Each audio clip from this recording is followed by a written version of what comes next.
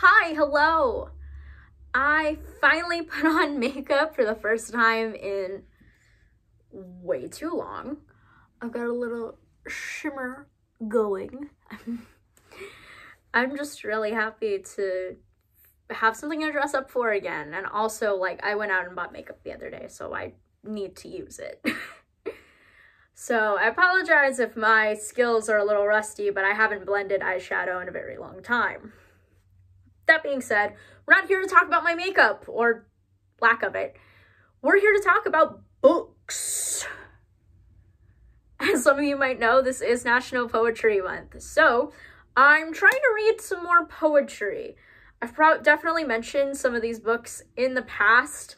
I remember I did a whole video where I was talking about books that I read or that I'm currently reading, and some of these books were on that list.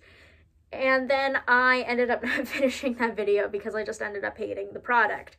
So this is round 2. We got this. It's gonna look amazing. This is books that I am currently reading.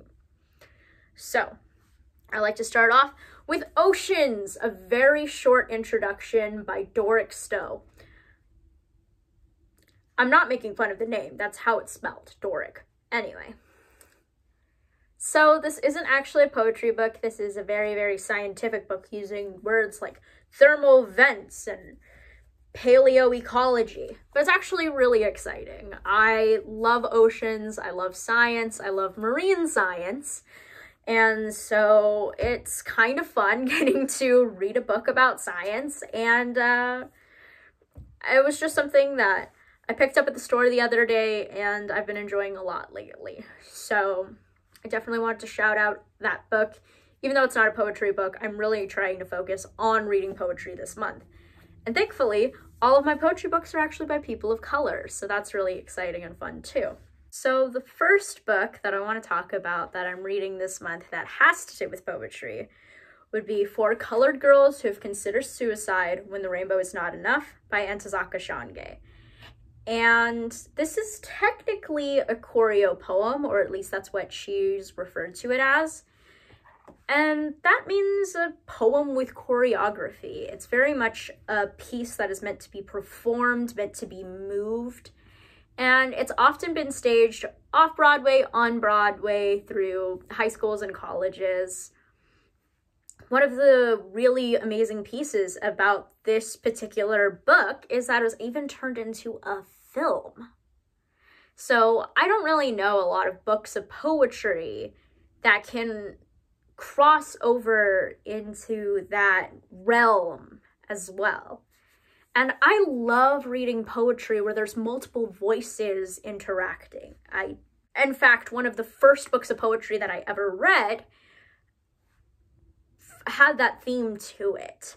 So with For Colored Girl, there are multiple women that we interact with as readers or even as the audience throughout the book. And the first time I read it, I really struggled to not cry because Shange's writing is just so beautiful and also so real.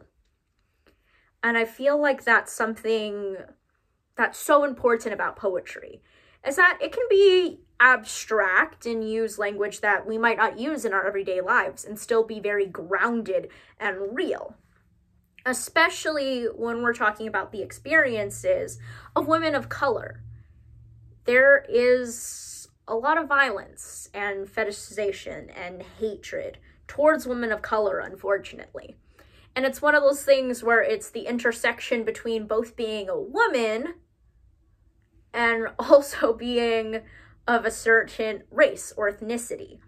And that creates a very unique set of problems and issues that women of color have to face. And this book is just so well written. I'm excited to read it again.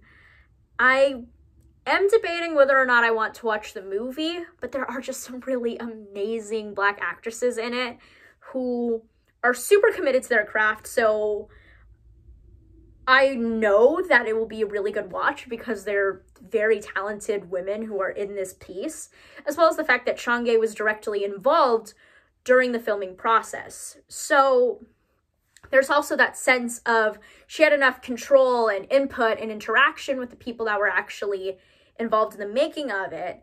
And in the introduction of the version that I have, she actually does talk about the filming process and how that was important for her. And she also talks about staging it off Broadway and then later staging it on Broadway, and even some of the criticisms and backlash that she faced as an author by creating this piece.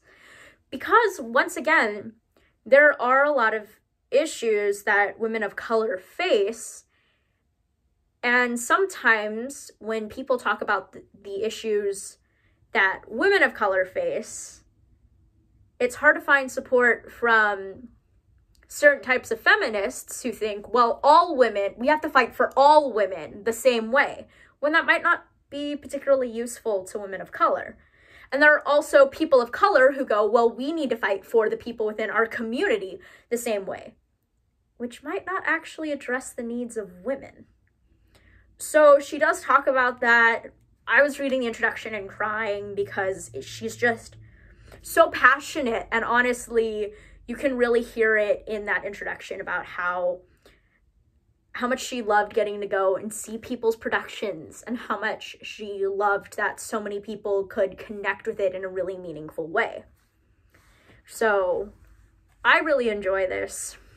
And I found out about this book because of the Beyond Baroque's reading list, which talked about people of color who were inspired by the Beats. And so I had to pick this up because I love beat poetry, and that's kind of how that ties into my overrunning theme throughout this channel. But, yeah, it just blows me away every time. I'm excited to read it again. I'm going to have feelings, and they're gonna hurt. Woo! The next book I will be talking about is Homie by Danez Smith.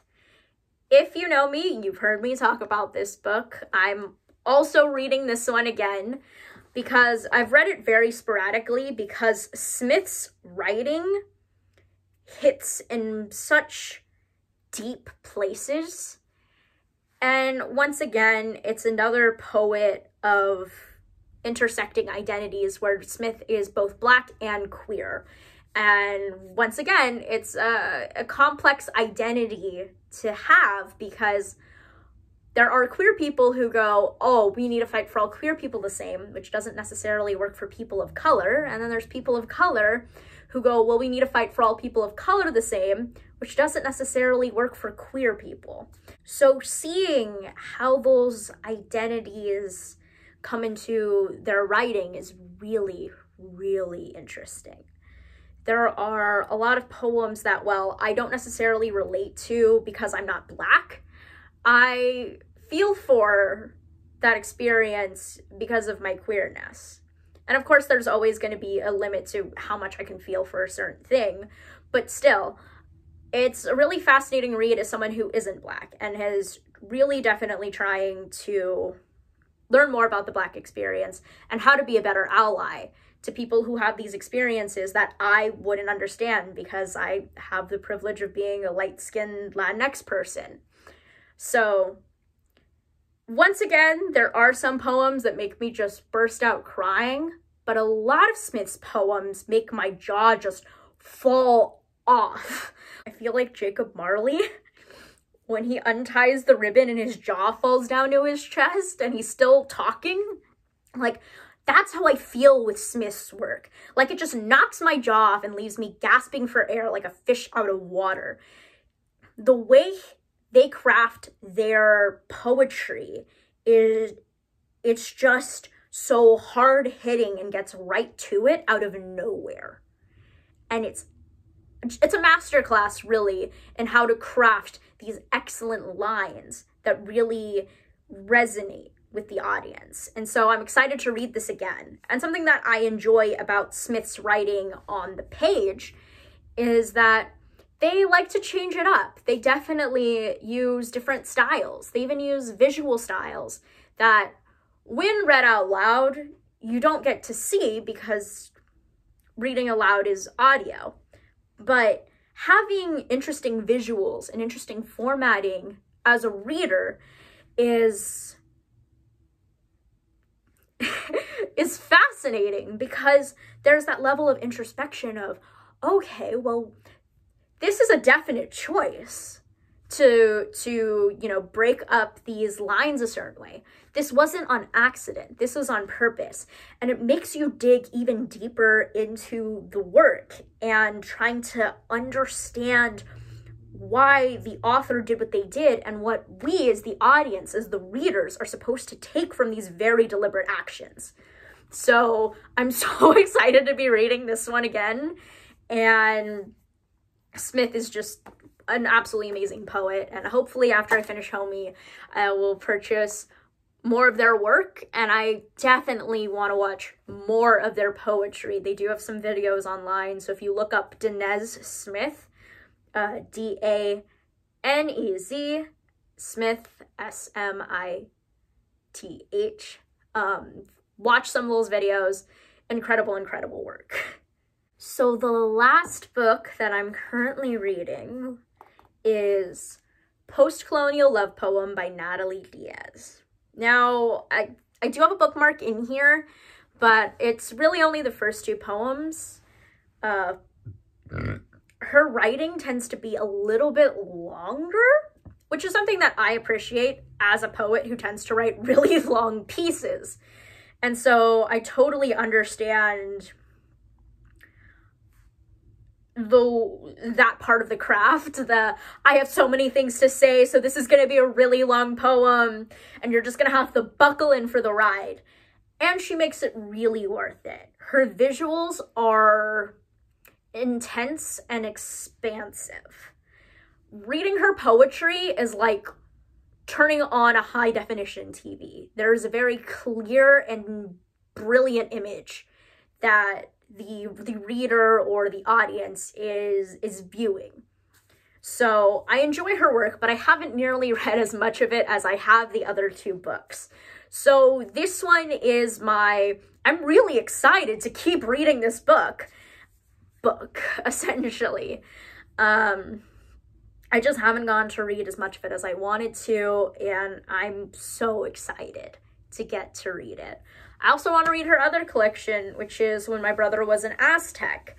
But my book budget dwindles more every day. And frankly, I need to stop buying books and actually start reading them. So I really want to read these books this month, and I hope I can do some kind of in-depth review with y'all in the future about some of these books, or maybe even just an in-depth video conversation about reflecting on what I read during this month. In the meantime, we're gonna have to wrap this bad boy up since I found out that I can only make videos that last 15 minutes because I do not have 1,000 subscribers yet. So if you know somebody who's not subscribed to my channel and loves poetry, can you please recommend them? I want to make longer videos so I can talk more about poetry and feature more than just a couple of books. And I also want to make more in-depth lists and maybe even video essays one day. I have a lot of things that I want to do, and I'm kind of limited right now. So I'd really appreciate if people liked and subscribed, which sounds so cheesy, but please, I really appreciate it. And then last but not least, today's question is, what are you reading this month? Are you reading a book for class? Are you reading a book for pleasure? Is it a poetry book?